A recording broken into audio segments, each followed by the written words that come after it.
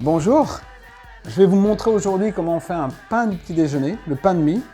J'ai choisi pour ce pain de faire un pain de mie ce qu'on appelle japonais. On rajoute dedans de la crème fraîche et le pain devient très onctueux.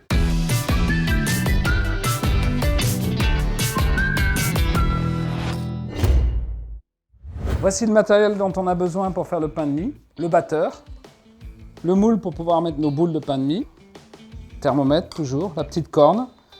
On a un œuf parce qu'on va avoir besoin de dorer le pain de mie, donc on va le casser dans le verre, le battre un petit peu avec la fourchette et on dorera notre pain de mie juste avant d'aller au four.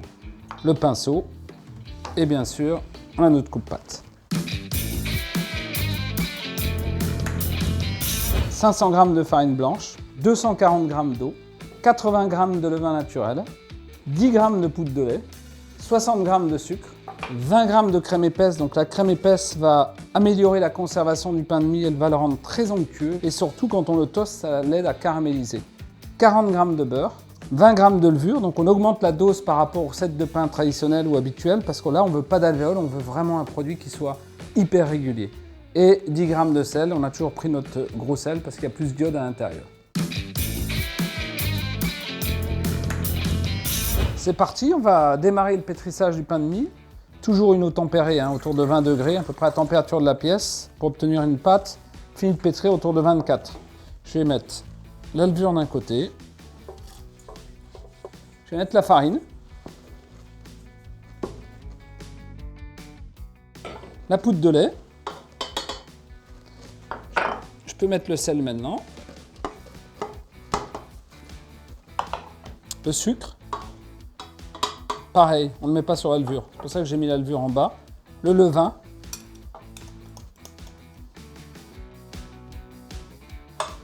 Je monte. On démarre en première vitesse, tout doucement. J'attends que tous mes ingrédients se mélangent bien. On va mélanger pendant 3-4 minutes en première vitesse. Toujours la même chose. Et après, on va mettre la deuxième vitesse. Vous voyez, toute la pâte a été prise. Je vais pouvoir mettre le beurre par petits morceaux qui se mélangent rapidement. Et j'ai conservé ma crème fraîche que je vais mettre 2-3 minutes avant la fin du pétrissage. On accélère un peu. Et quand ça c'est bien mélangé, je mets la crème. Je vais remettre en première vitesse et je vais ajouter la crème. Alors le pain de mie, on peut le faire à différents ingrédients. Après, on pourrait rajouter du curcuma, on pourrait ajouter de la pâte de pistache, on pourrait rajouter des noix, des noisettes, des raisins, tout. Dès que la pâte est bien mélangée, comme ça, je vais le remettre en petite vitesse. Donc toujours un petit peu de farine dans la cuve du batteur avant de l'arrêter. On stoppe, on descend la cuve, on sort la pâte. On en fait une petite boule.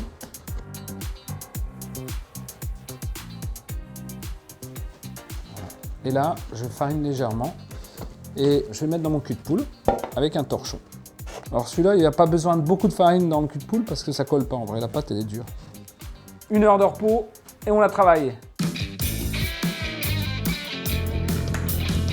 Pour les pains de mie aujourd'hui, on a besoin de moules. On va faire des boules et on va les mettre à l'intérieur. Donc il faut bien penser à graisser avec un peu de beurre ou un peu d'huile vos moules pour pas que ça colle. Il n'y a pas besoin d'en mettre beaucoup, mais juste les graisser légèrement. La pâte elle a bien fermentée, bien gonflée, elle est belle. Je vais la couper, je vais mettre 2 boules par moule. Donc je vais la couper en 4. Et là aujourd'hui, on va les façonner directement. On essaie de faire des boules à peu près régulières. Je soupèse pour voir, il y en a une un peu plus grosse. Tac, un petit morceau. Et là, on va faire des boules. Alors, regardez. En vrai, l'histoire de la boule, c'est toujours, je coince un morceau de la pâte avec mon petit doigt et je vais la pincer pour pouvoir la ramener sur le centre. C'est comme ça qu'on arrive à faire une jolie boule. En vrai, c'est un vrai entraînement, il faut que vous vous amusiez un peu. Voilà. Si vous n'arrivez pas à une main, vous pouvez faire à 2 mains. Même chose, je pince, je pince, je pince. Si vous n'y arrivez pas, vous aplatissez la pâte. Vous ramenez tout sur le centre. Mais vraiment de façon solide. Regardez. Je vais aller jusqu'au bout, jusqu'à ce que je ne puisse plus. Et normalement, je vais avoir une jolie boule. Regardez bien. Là, j'y arrive plus. Vous voyez, la pâte commence à déchirer. Eh bien, je devrais avoir ma boule. Si je la retourne, je donne un quart de tour et j'ai une boule. Les boules, une de chaque côté. Et on va les laisser pousser pendant 1h30, 2h. Il faut vraiment que les boules, elles aient pris le moule complètement et qu'elles soient presque jusqu'en haut pour qu'on puisse les mettre au four. On dore toujours les pains de mie à l'œuf, c'est beaucoup plus joli parce que comme ça, ils ont une couleur de brioche, on peut dire. Par contre, n'hésitez pas, hein, c'est un œuf complet que j'ai battu. Et on va les mettre au four à 230 degrés. Alors ça, c'est des petits pains de mie, donc à peu près 25 minutes.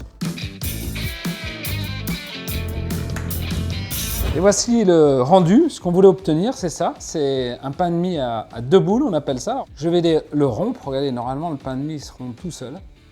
Et regardez un peu comme c'est joli. Cette mie dense, hein, mais c'est ce qu'on cherche dans le pain de mie, pour qu'elle soit très très dense. Et comme ils disent au Japon, domo arigato, sayonara.